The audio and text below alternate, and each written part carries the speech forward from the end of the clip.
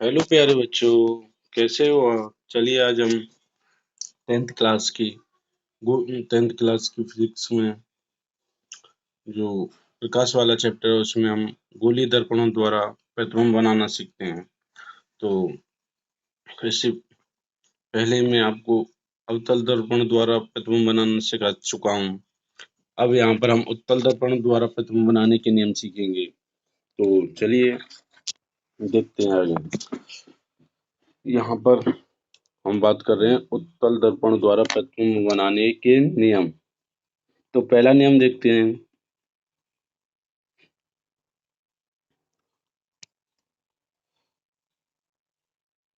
पहले नियम की बात करते हैं। तो पहला नियम क्या कहता है? पहला नियम आपकी स्क्रीन पे दिखाई दे रहा होगा आपको। तो हम सबसे पहले एक ऐसे उत्तल दर्पण बनाते हैं। उत्तल दर्पण मैं पहले बता चुका हूँ। उत्तल दर्पण भीतर की तरफ से उभरा हुआ होता है। तो अब हम उत्तल दर्पण में यहाँ एक मुख्य अक्ष लेते हैं और इसके समांतर कोई एक प्रकाश किरण मुख्य के समांतर चली आती है और दर्पण से टकराकर ऐसे बाहर की तरफ चली जाती है। और अगर हम इसको पीछे की तरफ खींचें डॉट डॉट डॉट डॉट करके तो ये एफ से हुई मिलती हुई प्रतीत होती है। ऐसे ही यहाँ से एक और प्रकाश किरण लेते हैं। ये भी दर्पण से टकराने के बाद बाहर की ओर मुड़ जाती है। अगर हम इसको पीछे की तरफ खींचें तो ये एफ बिंदु पे जाके मिलती है। और हम इसमें से अगर कोई अविलंब डालें तो ये हमेशा सी से होकर जाता है, सी वक्रता केंद्र से। तो ये आई कोण हो गया और ये आर कोण हो गया। और हम जानते हैं कि ये वाला जो कोण होता है और ये वाला कोण होता है, ये दोनों कोण मैंने बताया था जब कोई प्रकाश किरण किसी दर्पण पे आपतित होती है, दर्पण के पश्चात जैसे परावर्तित होती है, तो परावर्तन कोण सदैव आपतन कोण सदैव परावर्तन कोण के बराबर होता है। तो हम लिख देंगे यहाँ कोण आई बराबर कोण आर, यानी ये कोण और ये कोण दोनों आपस में क्या होंगे? बराबर होंगे। ये कोण और ये कोण दोनों आपस में क्या होंगे? बराबर। तो चलिए अब हम दूसरा नियम समझते हैं। ये तो रहा पहला नियम। क्या था? ये बिल्कुल समांतर आने के बाद ये मुख्य से समांतर चली आ रही थी किरण, जैसे कि हमने अवतल दर्पण में समझा था। ये समांतर चली आ रही थी मुख्य की। और दूसरा नियम क्या कहता है?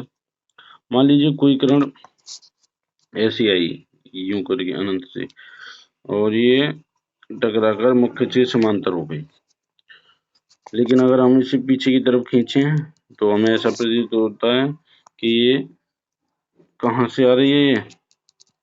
ये एफ से होकर आ रही है, फोकस बिंदु से होकर आ रही है। और जो फोकस बिंदु से होकर आती है वो मुख्य से क्या हो जाती है? समांतर हो जाती है ऐसे। तो ये किरण क्या हो जाएगी? मुख्य की समांतर।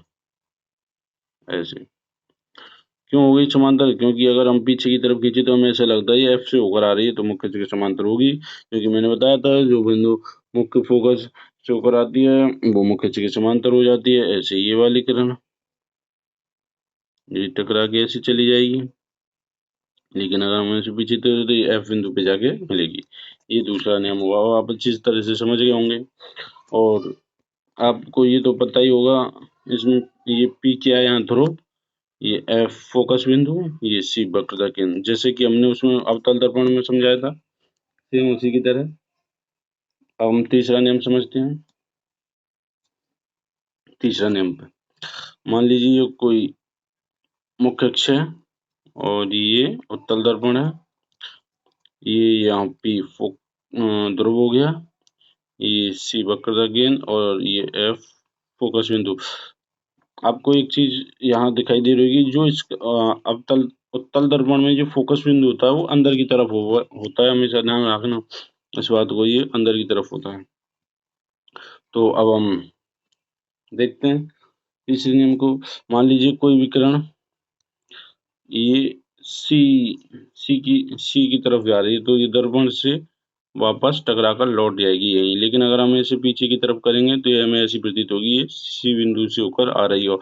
और मैंने बताया था जो सी वक्रता केंद्र से होकर जाती है वो दर्पण से टकराकर वापस उसी स्थान पर लौट जाती है। तो ये ऐसे ही यहाँ से जा रही है और टकराकर वापस यहीं लौट जा रही है, और अगर हम इस बीच में आते हैं इस बिंदु पर जाती हुई प्रतीत होती है। अगर यहाँ कोई हम व्यक्ति बैठा देते हैं तो उसे यहाँ पे, तो उसे ऐसे लगेगा ये किरण यहाँ से आ रही है। अब हम चौथे नियम की तरफ चलते हैं। तीनों नियम समझ में आ गए होंगे। तीनों नियम ठीक वही हैं जो मैंने अवतल दर्पण में बनाए थे। चौथे नियम को समझते हैं। मान लीजिए ये कोई किरण आई और ये P बिंदु पर आपतित होती है, और यहाँ टकराने के बाद, परावर्तित होने के बाद वापस परावर्तित हो जाती है। आपतित होती है और परावर्तन होने के बाद तो ये वाला थीटा कोण इस थीटा कोण के बराबर होगा, जैसा कि आप मैंने समतल दर्पण में बताया था। तो आप चारों नियमों को अच्छी तरह से समझ गए होंगे। तो अब हम आगे बढ़ते हैं, आगे देखते हैं।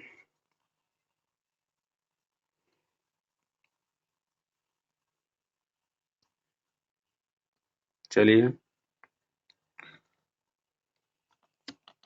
आगे देखते हैं।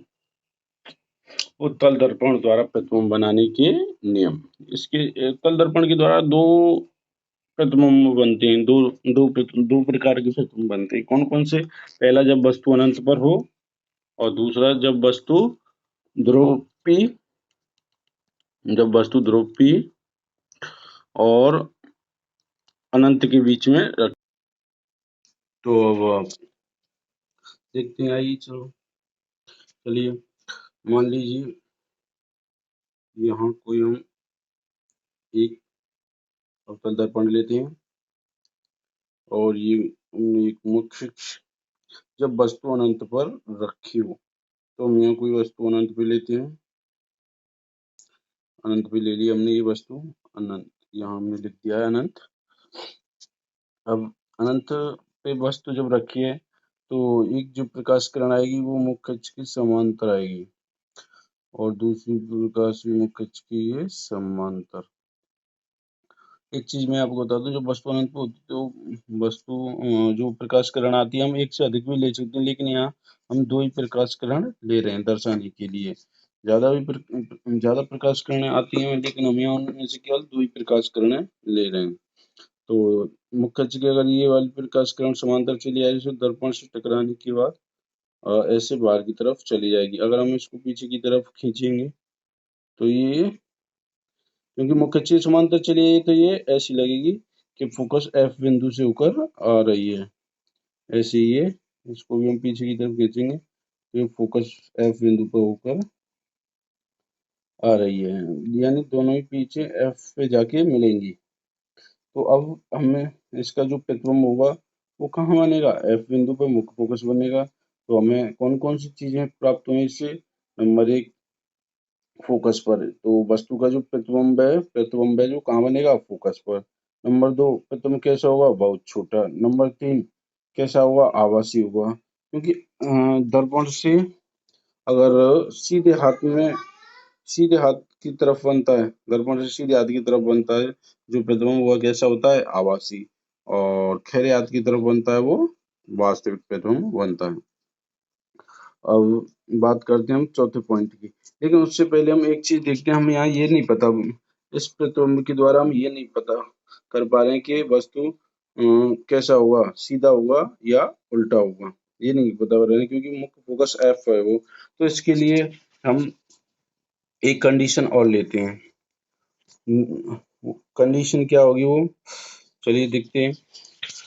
मान लीजिए पहले तो हमने ये किरणें मुख्य अक्ष की समांतर ली थी। अब हम जो अनंत पे वस्तु रखी है उस पे हम जो प्रकाश किरणें ले रहे हैं बिल्कुल कोण बनाती हुई ले रहे हैं। अनंत से आ रही हैं किरणें और वस्तु जो दर्पण पे क्या एक कोण बना रही हैं। तो ये दर्पण पे टकराने के बाद, जैसे परावर्तित होने के बाद, जैसे आपतित होने के बाद परावर्तित हो जाती है। ये थीटा है तो ये भी थीटा होगा, और ऐसे इसके साथ ये वाली जो किरण है यहाँ से टकराने के बाद अगर हम इस पे एक अवलंब खींचे तो अवलंब ये C से ऐसे मिलेगा, और बिल्कुल जैसे C के और आपतित किरण के बीच में जो आपतन कोण I बन रहा है बहुत छोटा, ऐसी इसकी जो परावर्तित किरण होगी वो भी बहुत छोटी होगी। वो भी क्या होगी, बहुत छोटी होगी। यहाँ ये वाली बहुत छोटी होगी, यही के आर वाला जो कोण होगा वो भी बहुत क्या होगा, छोटा सूक्ष्म होगा बहुत। तो अब हम क्या करेंगे, ये किरण है जो इसको हम पीछे की तरफ खींचेंगे, ये वाली जो किरण है इसको हम पीछे की तरफ खींचेंगे, ऐसे dot dot dot dot dot dot करके, सॉरी, ये जो ये वाली किरण है इसको हम पीछे की तरफ खींचेंगे, ये वाली किरण है। टकराने के बाद वो निकल जाती है, और ये वाली जो किरण है इसको हम पीछे की तरफ खींच देते हैं ऐसे।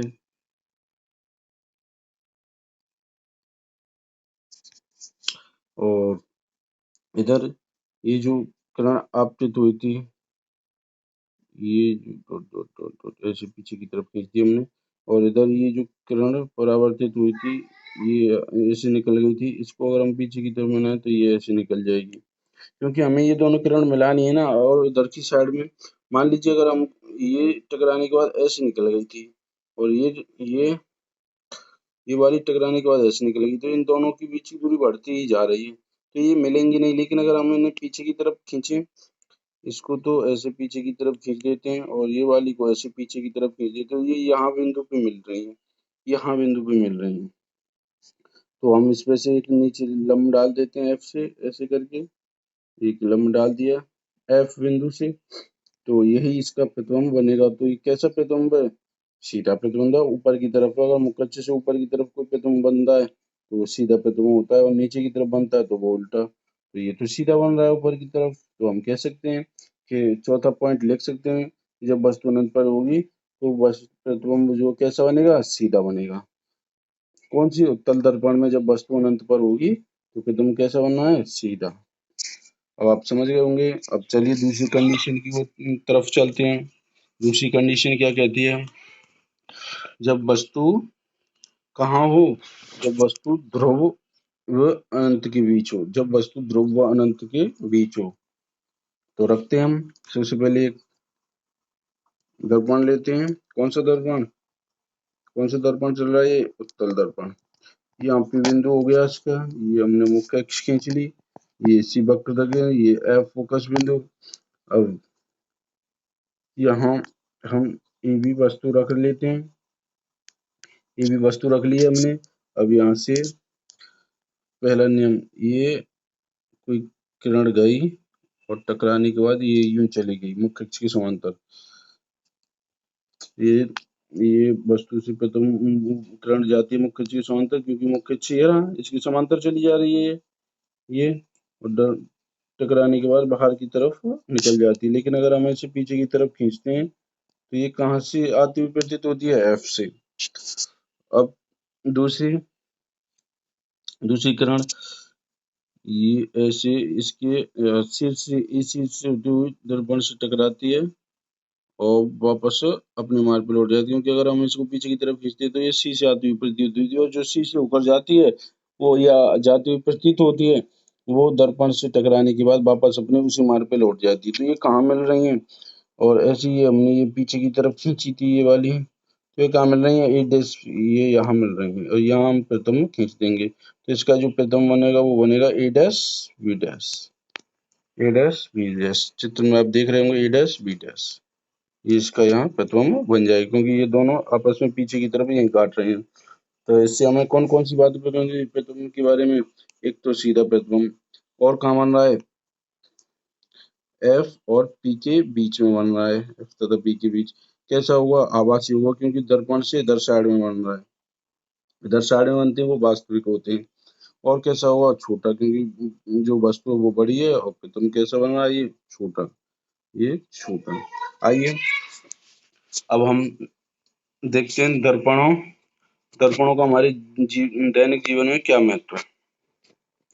चलिए देखते हैं दर्पणों के उपयोग, दर्पणों के उपयोग देखते हैं। तो सबसे पहले हम बात करते हैं दर्पणों के उपयोग की। Use usages of mirrors. सबसे पहले हम अवतल दर्पण के नियम की बात करते हैं। मैंने अवतल दर्पण में आपको एक नियम बताया था, ये अवतल दर्पण, कि अगर कोई भी प्रकाश किरण ये मुख्य अक्ष हो गया, ये मुख्य अक्ष के समांतर चली आए तो दर्पण से टकराने के बाद एफ बिंदु से होकर जाती है, यानी एक बिंदु पे यहाँ आपतित होती है, यानी एक बिंदु पे आके मिलती है, ये एफ बिंदु पे आके मिलती है कोई भी किरण। और ठीक इसके विपरीत दूसरा नियम क्या बताया था मैंने, यदि कोई प्रकाश किरण एफ बिंदु से होकर जाती है तो वो मुख्य अक्ष के समांतर हो जाती है, ऐसे। तो देखिए, जो हम पहला देखिए सर्च लाइट, यानी कि सर्च लाइट, टॉर्च, गाड़ियों की हेडलाइट, इनका जो प्रकाश क्या है वो काफी लंबी दूरी तय करता है, काफी लंबी दूर तक जाता है, क्योंकि सर्च लाइट का हम जब प्रयोग करते हैं तो प्रकाश काफी दूर तक जाता है। ऐसे ही जो है गाड़ियां होती हैं, ट्रक, बस, कार, इनके आगे की जो हेडलाइट होती है उसका प्रकाश भी दूर तक जाए, इसके लिए हम क्या करते हैं, जो वस्तु होती है उसमें उसमें कौन सी नियम का प्रयोग होता है, ये जो मुख्य अक्ष के समांतर जाती है, यानी मुख्य अक्ष के समांतर जाती है किरण, तो ये काफी दूर तक जा जाती है, तो हम अवतल दर्पण का ये इस वाले नियम का प्रयोग करते हैं। तो उसमें कौन सा दर्पण का प्रयोग होता है, अवतल दर्पण का। आप समझ गए होंगे, सर्च लाइट, टॉर्च और गाड़ियों की हेडलाइट में कौन से दर्पण का प्रयोग होता है, अवतल दर्पण का, क्योंकि इसमें ये दूसरा वाला, ये वाला नियम उसमें फॉलो होता है, ये वाला मुख्य अक्ष समांतर, क्योंकि जब ये जो फोकस एफ से बिंदु होकर जाती है तो वो मुख्य अक्ष की क्या हो जाती है, समांतर, और समांतर हो जाती है तो समांतर चलती है तो काफी दूरी तय करती है। और देखते हैं हजामत बनाने में, हजामत बनाने में, क्योंकि हजामत बनाने में क्या होता है कि जो हम अपने जो चेहरे को देखते हैं तो जो चेहरा क्या बनता है उसमें, सीधा बनता है, और उसमें बड़ा दिखाई देता है, उसमें चेहरा कैसा दिखाई देता है, हमें बड़ा दिखाई देता है। और तीसरा किसमें करते हैं हम, दंत चिकित्सकों द्वारा, दंत चिकित्सकों के द्वारा, क्योंकि इसके द्वारा क्या होता है, वस्तु हमें बड़ी प्रतीत होती है, बहुत बड़ी दिखाई देती है, ठीक है। क्योंकि अगर हम जैसे मान लीजिए ये प्रकाश किरण है, टकराने के बाद ये ऊपर वाला देखते हैं, ऊपर वाला ये नहीं, ये वाला, और ये यहाँ से ऊपर जाता है, ये वाले टकराने का एफ से ऊपर जाता है, ऐसे ही इसमें। तो अगर हम उनको मिलाएं तो ये काफी बड़ा क्षेत्र कवर करते हैं, तो हम कह सकते हैं कि जो अगर सॉरी यहाँ अगर हम किसी वस्तु को मान लीजिए यहाँ रखते हैं, फोकस बिंदु एफ पे रखते हैं, तो क्या होता है, फोकस बिंदु एफ और फोकस बिंदु एफ पे रखते हैं तो वस्तु वस्तु का जो प्रतिबिंब बनता है कहाँ, वस्तु का जो प्रतिबिंब बनता है वो कहाँ बनता है, हाँ, अनंत पे बनता है, यानी कि बहुत बड़ा दिखाई देता है, जो वस्तु का जो प्रतिबिंब बनता है वो बहुत बड़ा अनंत पे जाके बनता है, तो हमें वो वस्तु कैसी दिखाई देती है, वस्तु का प्रतिबिंब बहुत बड़ा दिखाई देता है। तो जो दंत चिकित्सक होते हैं वो क्या करते हैं, वो एक उनके पास एक अवतल दर्पण होता है, और वो हमारे दांत और कि बिल्कुल पास रखते हैं, यानी कि जैसे कि मुख्य फोकस के पास रखते हैं, तो उसमें वस्तु का जो प्रतिबिंब बनता है वो बहुत बड़ा दिखाई देता है। और चौथा, सौर बत्तियों में, सौर बत्तियों में क्या होता है, सौर बत्तियों में अ, बहुत गलाने, जो धातु मेटल होते हैं उनको गलाने का काम किया जाता है, तो उसमें क्या होता है, इन दर्पणों, अवतल दर्पण का प्रयोग किया जाता है, क्योंकि ये क्या करते हैं कि जो किरणें आती हैं उन्हें अ, एक जगह पर केंद्रित कर देता है, और वो वस्तुओं को गलाने में काम आता है। अब आप समझ गए होंगे, सौर बत्तियों, दिन चिकित्सकों, हजामत बनाने और सर्च लाइट, टॉर्च, गाड़ियों की हेडलाइट में हम कौन से दर्पण का प्रयोग करते हैं, उत्तल दर्पण का। अब चलते हैं हम उत्तल दर्पण की ओर।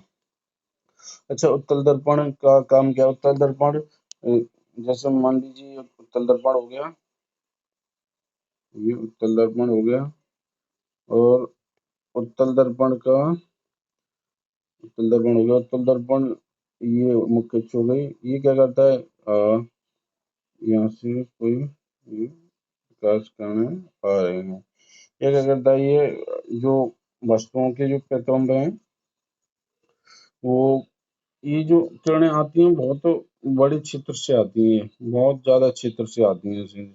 ये और बस और ये यहाँ केंद्रित हो जाती हैं, यानी कि जो प्रतिबिंब बनता है वो बहुत छोटा बनता है। इनके द्वारा जो प्रतिबिंब बनता है उत्तल दर्पण के द्वारा वो बहुत छोटा बनता है। तो हम जो गाड़ियों में पीछे की दृश्य देखने में इस उत्तल दर्पण का प्रयोग करते हैं, क्योंकि वह बहुत बड़े वाहनों को उस अपने शीशे के अंदर बहुत छोटे प्रतिबिंब दिखाता है। जैसे ट्रक है, ट्रक का अगर हम साइड वाले जो देखते हैं ड्राइवर साइड वाले शीशे से, तो उसमें उसे बहुत ही छोटा प्रतिबिंब दिखाई देता है। तो यहाँ तक अब आप समझ गए होंगे। तो अब हम नेक्स्ट टॉपिक इसमें लेते हैं चिन्ह परिपाटी। चिन्ह परिपाटी लेते हैं। चिन्ह परिपाटी जैसे मैं पहले समझा चुका हूँ, लेकिन एक बार और बता देता हूँ जिससे कि आप कंफ्यूज ना हो। तो मान लीजिए प्रकाश किरण की दिशा, यहाँ हम कोई एक यहाँ अवतल दर्पण लेते हैं, यहाँ उत्तल दर्पण लेते हैं। ये कोई मुख्य अक्ष होती है जो बीच में होती है, ये मुख्य अक्ष। यहाँ ये हमने कोई वस्तु ले ली। ये शीश का प्रकाशिक केंद्र, ये एफ फोकस बिंदु हो गया, ये ध्रुव पी हो गया, यहाँ पे ध्रुव पी। अब मैंने यहाँ लिख दिया प्रकाश किरण की दिशा। कैसे? क्योंकि प्रकाश किरण इधर से डालते हैं हम ऐसे। प्रकाश की किरण की दिशा ये है, ये दिखाई दे रही होगी तुम्हें प्रकाश की किरण, यानी कि सीधे हाथ की तरफ जा रही है, खैर हाथ से सीधे हाथ की तरफ जा रही है। तो चलिए देखते हैं। तो जो ये दूरी होती है एफ बिंदु से पी तक की, इसे हम ये एफ द्वारा डिनोट करते हैं, स्मॉल एफ द्वारा। इसे बोलते हैं हम फोकस दूरी। और ये वस्तु की दूरी होती है, हमें यू से डिनोट करते हैं। और अगर हम प्रकाश किरण की विपरीत दिशा में कोई भी दूरी नापते हैं, उसे माइनस की लेते हैं, तो वस्तु कहाँ है? यहाँ है वस्तु। हम दूरी नाप रहे हैं इधर साइड में और किरण जा रही है इधर साइड में। तो किरण के विपरीत दिशा में नाप रहे हैं तो चिन्ह कैसा आएगा? माइनस का यू। और हम यू से वस्तु की दूरी को नापते हैं, और सारी दूरियों को हम इस पी बिंदु से नापते हैं, ध्रुव से नापते हैं। अब बात करते हैं इसकी फोकस सी वक्रता केंद्र की। वक्रता केंद्र की दूरी को त्रिज्या है ये, और त्रिज्या को हम आर से डिनोट करते हैं, तो ऐसे नापेंगे। लेकिन आर कैसी आएगी? माइनस की, क्योंकि हम प्रकाश किरण ऐसे जा रही है, हम नाप रहे हैं यूं करके दूरियां विपरीत दिशा में नाप रहे हैं, तो माइनस की आएगी। चलिए अब बात करते हैं हम उत्तल दर्पण। उत्तल दर्पण का पी बिंदु फोकस बिंदु हो गया, लेकिन इसका जो एफ होगा मुख्य फोकस, ये तो अंदर की तरफ होगा, और सी भी अंदर की तरफ होगा। तो अब जो हम दूरी नापेंगे, पहले मान लीजिए हम नापते हैं प्रतिबिंब की दूरी नापते हैं। यहाँ ये कोई प्रतिबिंब बनना, मान लीजिए वस्तु यहाँ रखी है और इसका प्रतिबिंब यहाँ बनना है आई पे बनना है इसका प्रतिबिंब। तो पहले तो हम वस्तु की ये क्या नापेंगे? दूरी। तो वस्तु कैसी आएगी? माइनस की यू आएगी, क्योंकि प्रकाश किरण की दिशा ऐसे होती है और हम दूरी नाप रहे हैं ऐसे, विपरीत नाप रहे हैं, तो वस्तु की दूरी क्या आएगी? माइनस के यू, क्योंकि यू से वस्तु की दूरी नापते हैं और प्रतिबिंब की दूरी हम माइनस बी से नापते हैं। अब जो प्रतिबिंब की दूरी हम ऐसे नापेंगे, क्योंकि प्रतिबिंब यहाँ बन रहा है आई पे, तो ये और प्रकाश किरण की दिशा भी ऐसे ही है, तो दोनों समान दिशा में जा रहे हैं। तो अब किसका आएगा चिन्ह? धनात्मक चिन्ह आएगा। तो प्लस के वी लेंगे हम यहाँ पे, प्लस के वी, जैसा कि आप देख रहे होंगे प्लस के वी लिया है हमने यहाँ पर। और अब नापते हैं हम फोकस दूरी की दूरी। तो इसे तो हम एफ द्वारा नापते हैं, लेकिन इस बार भी हम क्या कर रहे हैं? किरण की दिशा में, क्योंकि किरण भी इधर की तरफ चलती है और किरण की दिशा में नाप रहे हैं, तो फिर प्लस के एफ आएगा। और जो सी की दूरी नापेंगे, इसे हम आर से नापते हैं, तो ये भी कैसा आएगा? प्लस का आर आएगा, क्योंकि किरण की दिशा में नाप रहे हैं हम, लेकिन इधर नापते हैं तो माइनस का आता है। अब आप चिन्ह परिपाटी भी अच्छे से समझ गए होंगे। एक चीज और, अगर मुख्य जैसे ऊपर की तरफ कोई भी प्रतिबिंब बनता है तो वो धनात्मक आता है, और नीचे की तरफ बनता है वो ऋणात्मक आता है। ऊपर की तरफ बनता है वो सीधा होता है, नीचे की तरफ बनता है वो उल्टा होता है। अब आप चिन्ह परिपाटी अच्छी तरह से समझ गए होंगे। तो इसी के साथ ख्याल रखिए अपना, और इसी के साथ हम वीडियो को और मेरे इस चैनल को लाइक और सब्सक्राइब ना भूलें। और अच्छी अच्छी वीडियो के लिए बहुत ही अच्छी तरीक़ा से आपको फिजिक्स एक खेल लगे।